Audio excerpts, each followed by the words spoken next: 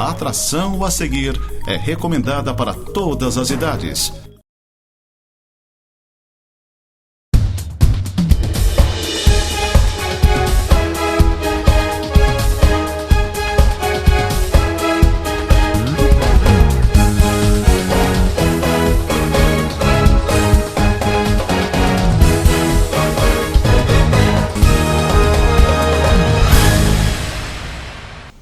Muito bem, amigos, estamos nós de volta com o nosso tema livre. Eu hoje por aqui em carreira solo, sozinho, sem entrevistado, mas tenho muitos assuntos para trazer para vocês. Agradeço sempre a parceria do irmão Alaircel aqui nos bastidores, nos acompanhando nessa gravação. Ele até gosta porque ele fica sabendo das coisas quando eu começo a comentar vários assuntos, aí ele se inteira também, não é, Cel? Na brincadeira. Mas enfim, Cel, eu trouxe aqui o jornal Folha da Serra, trabalhado por uns colegas de jornalismo da cidade de Lages, o Mauro, a Claudinha, entre outros profissionais da imprensa, e com enorme dedicação e com grandes dificuldades mantém o impresso vivo na cidade de Lages, assim como tem um outro jornal, o Do Momento, no momento deu uma mudada de nome, mas de qualquer forma são dois jornais semanais na cidade de Lages, um deles é esse aqui, o Folha da Serra, jornal a serviço da Serra Catarinense. E a gente tem acompanhado exatamente esse trabalho desses profissionais e entende o quanto está sendo difícil manter o impresso, mas sobrevive, né? E a gente tem que valorizar de certa forma. Mas eu entrei nesse assunto do jornal Folha da Serra, até para enaltecer um pouquinho o trabalho desses colegas e também dizer que se vocês quiserem fazer uma assinatura, eu recebo toda sexta-feira em minha casa, é só fazer contato com a gurizada lá que está tudo certo. O que eu quero me referir, basicamente, Cel, é a respeito de uma informação que eu recebi hoje pela manhã, até que foi me repassada pelo professor Zé Luiz, da Universidade da Uniplac, do curso de jornalismo, de uma vaga de jornalista, de assessor de imprensa para a Câmara de Vereadores de São Joaquim. Eu acessei a informação e chamou-me a atenção o valor oferecido para o profissional, um pagamento, até nem vou citar aqui o valor, mas menor do que o piso do jornalista em Santa Catarina. E aí eu quero fazer uma crítica construtiva diante desta proposição de assessoria da Câmara de Vereadores lá de São Joaquim, que eles estão realmente muito fora da realidade financeira e da valorização dos profissionais de jornalismo e dificilmente poderão ter, de repente, candidatos ou terão, quem sabe, alguém que more na cidade de São Joaquim e que possa desprender um pouco do seu tempo para se dedicar à assessoria dos vereadores de São Joaquim. Mas é um problema sério na região da Serra Catarinense, a desvalorização dos profissionais de jornalismo, e eu gostaria de que, em função desse baixo valor oferecido ao jornalista que vir a assumir a assessoria da Câmara de Vereadores de São Joaquim, sugerir, especialmente ao deputado estadual Lucas Neves, que é jornalista, para que trabalhe junto à AMURES uma forma de que haja uma melhor valorização desses profissionais quando os municípios ou as câmaras de vereadores necessitarem do serviço de jornalismo. Então está aí uma necessidade premente nesse sentido, apenas para chamar a atenção quanto ao valor do profissional, não apenas salarial, mas uma valorização da profissão em si, e que quando é subjugada a valores ínfimos de proposta salarial, praticamente ofende a gente que se dedica tanto ao jornalismo profissional em Santa Catarina ou na região da Serra Catarinense. Está aí uma dica de que as coisas devam melhorar um pouquinho nesse sentido, embora a proposição seja de 20 horas, poderia ser até de 40 horas, o jornalista poderia permanecer na Câmara atendendo às necessidades de todos os vereadores, do presidente da casa, enfim, durante a semana inteira, mas que remunerem dignamente esses profissionais. Está aí uma questão que eu queria abordar. Esse assunto chegou-me logo cedo e eu não poderia deixar em branco. Operação Mensageiro, Cel. Novidades nesse campo, algumas pessoas que estão envolvidas ou supostamente envolvidas na Operação Mensageiro estão tendo um resultado positivo a partir do trabalho dos defensores, dos seus advogados. Por exemplo, o ex-secretário da Fazenda e Administração do município de Lages, o Antônio Arruda, ele conseguiu esta semana, exatamente através do esforço de seus advogados de defesa, a liberdade da prisão. Mas ele foge do contexto do prefeito Antônio Seron, que permanece preso em domicílio, assim como o ex-secretário de Águas e Saneamento da Semasa, Jurandir Agostini, também em domicílio, mas em prisão domiciliar, de qualquer forma. Arruda, não. Ele pode circular na comarca, não pode voltar ao ambiente de trabalho e, obviamente, estará também sendo monitorado eletronicamente. Né? Você sabe que isso quer dizer é o uso da tornozeleira. Então, desta forma, ele volta para o seu recanto, para a sua casa e permanece, então, aguardando agora os outros trâmites da Operação Mensageiro, uma vez que ele também se tornou réu, assim como o Seron e Jurandir, nesse processo. Outro que conseguiu a liberdade, também nesta semana, nesta última quinta-feira, foi o prefeito de Tubarão, Juarez Ponticelli, e um outro funcionário da prefeitura também conseguiram. Juarez vai também ter que cumprir medidas cautelares, entre elas também o uso da tornozeleira eletrônica. Então são basicamente estas pessoas que até agora tiveram uma espécie de relaxamento, se livrando da prisão e aguardar então em liberdade o andar do processo agora da Operação Mensageiro. Um assunto que eu quero trazer a vocês e que chamou minha atenção, alertado pelo deputado estadual Márcio Machado. Ele fala do frio das escolas estaduais na Serra Catarinense. Ora, esse é um problema crônico que já existe há pelo menos desde que o frio existe, né, nas escolas da Serra Catarinense.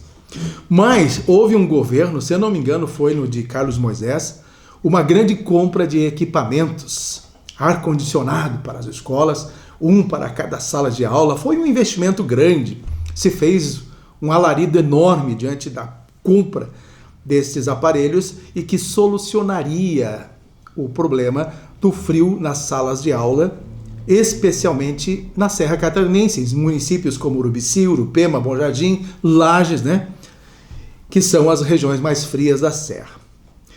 Ocorre que o equipamento chegou e aí as escolas não estavam preparadas com a estrutura do cabeamento, ou seja, toda a fiação antiga ou outro tipo de fiação, e isso tudo precisaria então ser trocado, né? Todo esse serviço precisaria ser feito para que as escolas pudessem usufruir desses aparelhos com um cabeamento, uma estrutura bem adequada, né, para que a energia elétrica suportasse a força desses equipamentos. Pois bem, parou aí. Nunca se fez esse trabalho, com exceções de alguma ou outra escola, né, até com um trabalho meio pessoal dos seus diretores que bancaram, ou sei lá como é que fizeram, ou através do município, eu não sei.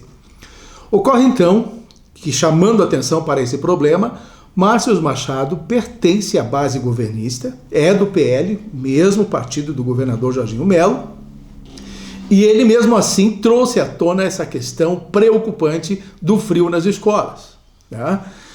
E ele sugere então, como desafio, para os diretores regionais das escolas estaduais, tanto de Lages como de São Joaquim, para que procurem uma parceria da iniciativa privada e aí consigam, de repente, fazer o projeto e estabelecer, então, o novo sistema de cabeamento dessas escolas, porque, através do governo, ainda teria que fazer licitação, essas coisas demoram e, obviamente, neste inverno, as escolas não terão os equipamentos em funcionamento. E não vão ter, com certeza, ainda neste inverno. Então, acho que importante é que se pense para o ano que vem, se faça então a licitação através do governo e se faça as coisas de forma ajustada, juntamente com o governo, e que resolva para o inverno do ano que vem. Este ano, dificilmente, o inverno já começou e daqui a pouquinho mais 2, 3 meses tudo termina.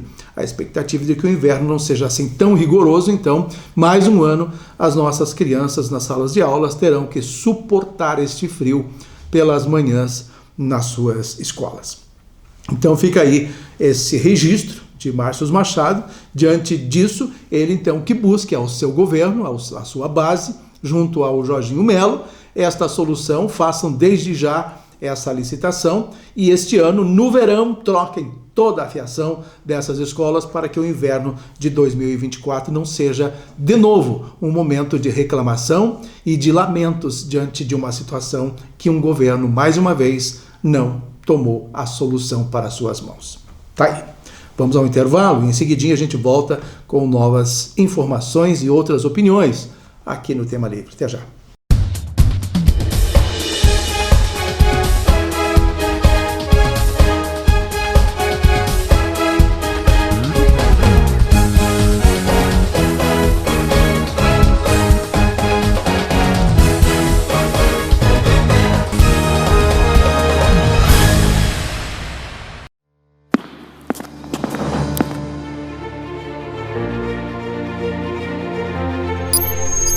Se você busca segurança, qualidade e agilidade no serviço de transporte, conheça a transportadora Zappellini. Levamos de norte a sul do país a sua carga em caminhões modernos e com profissionais qualificados. Transportadora Zappellini, transportando com qualidade e segurança para as melhores empresas do Brasil.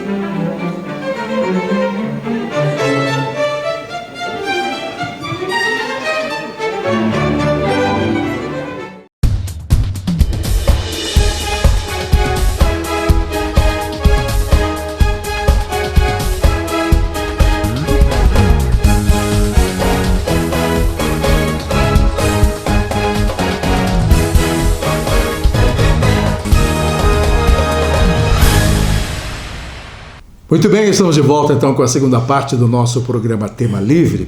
Esta semana a Assembleia Legislativa aprovou a admissibilidade do programa Universidade Gratuita, ou seja, está avançando nas comissões da Assembleia Legislativa o programa. Ocorre que existem várias divergências dentro deste programa e são contestadas especialmente pela ANPESC, que é a associação que envolve as universidades particulares.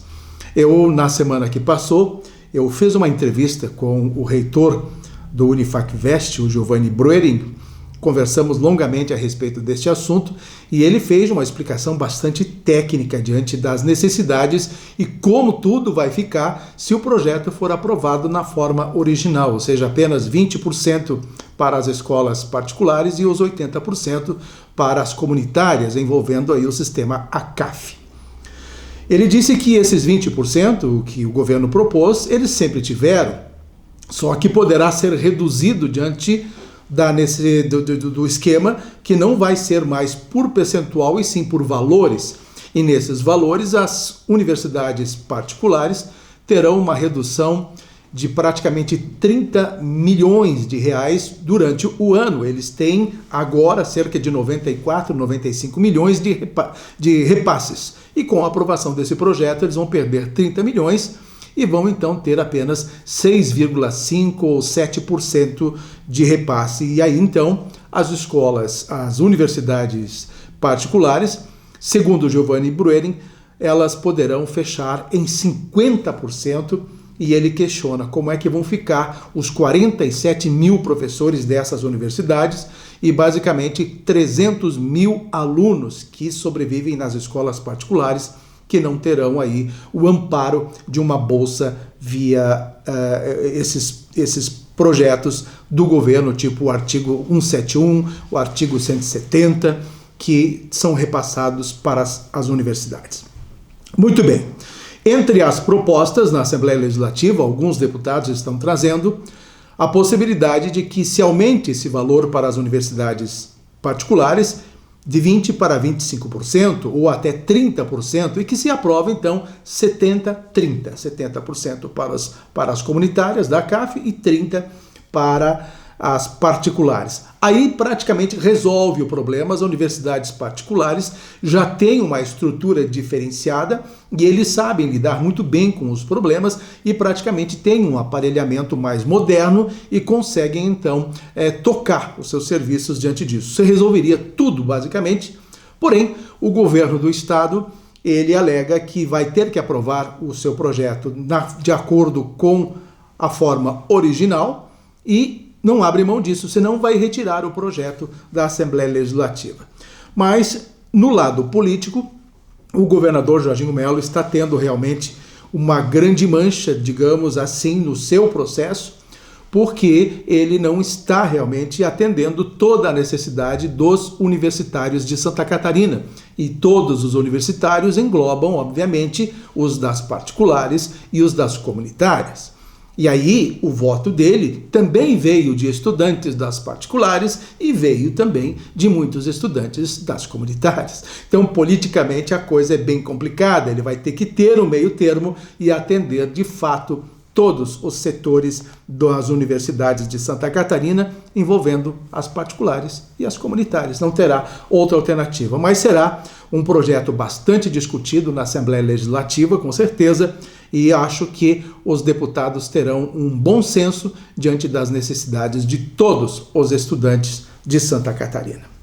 Muito bem, eu quase não falo sobre essas coisas, mas até não vou falar ainda. Eu quero falar sobre o Bolsonaro, se der tempo no final eu encerro, ele que está perdendo os seus direitos. Não vou entrar muito em detalhes, mas Bolsonaro está perdendo seus direitos políticos por 8 anos, não poderá ser candidato então até 2030, uma decisão meramente política, mas que eu entendo que mesmo que cassem esses direitos do deputado, não vão tirar o direito dele fazer política.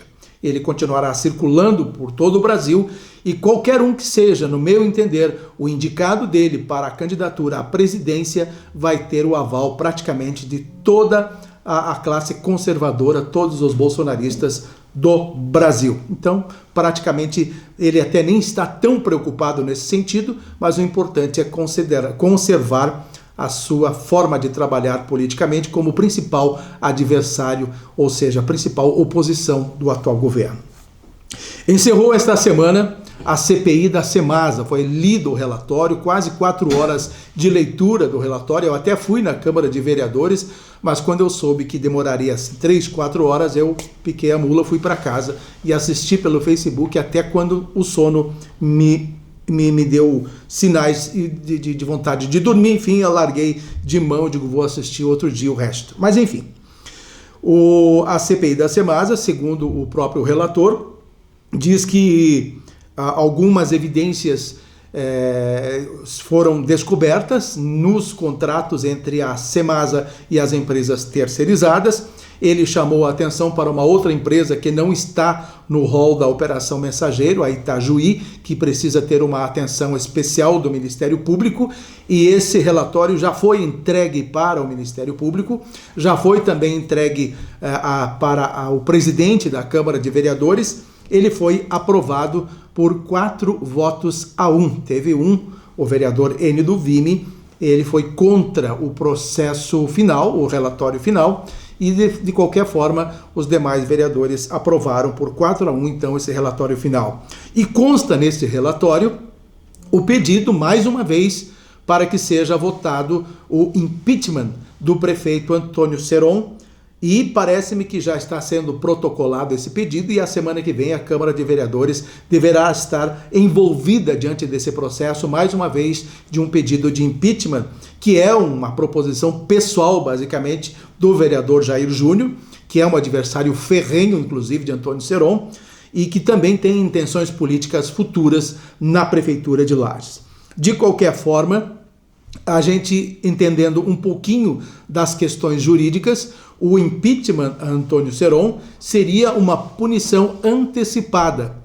Todos têm direito de justiça, ou seja, tem a inocência, como é que chama aquela questão da inocência, Céu? A presunção da inocência sem ser condenado nos processos finais, ou seja, tem todas as instâncias para recorrer. Ninguém é condenado, né, sem antes ter toda a presunção de inocência já varrida nos corredores da justiça.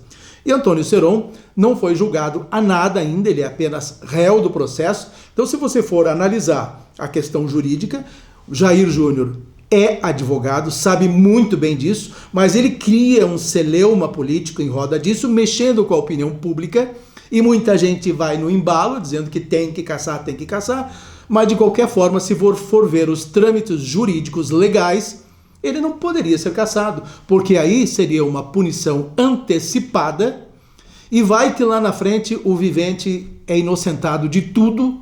Como é que fica esta questão dos vereadores que cassaram o homem e depois ele foi inocentado? Quer dizer, então são coisas que têm que ser observadas no âmbito judicial, no âmbito legal. Se tem problemas, se Seron tem problema, tem culpa, é outra história. Deixa para a justiça julgar isso aí até o final do processo. Ele já é réu. Então a justiça está encaminhando os processos de acordo com os trâmites legais.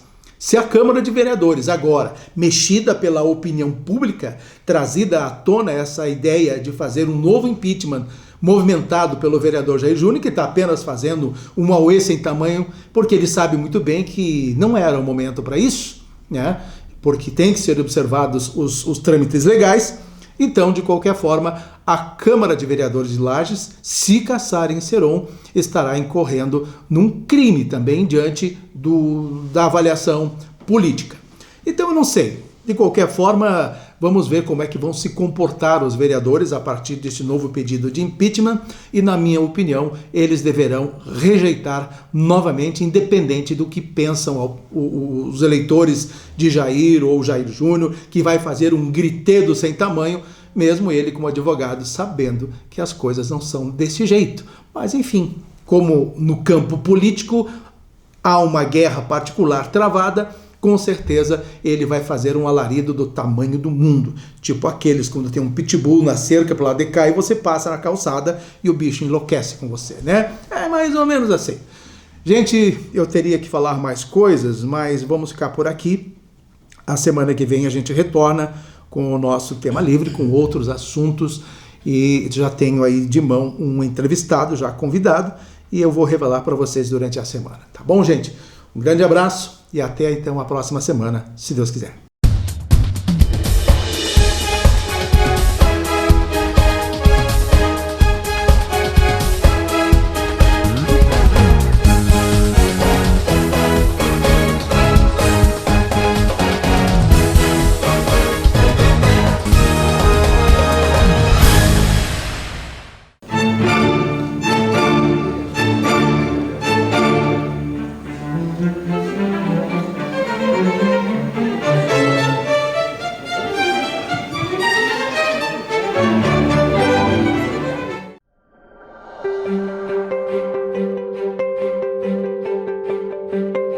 É uma alegria muito grande, neste dia de hoje, estar aqui com o deputado Márcio Machado, deputado parceiro, deputado que olha por municípios pequenos. Parabéns, Márcio Machado, por todos os recursos aportados para o nosso município, quadra sintética, hidroterapia, grandes investimentos lá no hospital, ar-condicionado, televisão, poltronas, cobertura solar, enfim, uma infinidade de ações boas para o nosso município. Olha que lindo, os nossos jovens, as nossas crianças, que no futuro vão ser grandes jogadores. E eu me sinto muito feliz e agradeço a Deus e que Deus abençoe, que continuem gestores olhando pelos desportistas. Obrigado, Márcio, do fundo do meu coração. Ame Correia Pinto, ame o nosso estado e olhe com esse olhar voltado para os nossos municípios. Boa tarde, pessoal. Então aqui nós estamos aqui com o deputado Márcio Machado. Então eu vim dizer e vim mostrar a nossa campanha. A gente pregou, o cara está fazendo. É isso que a gente quer. Gente de compromisso, deputado de compromisso, político de compromisso.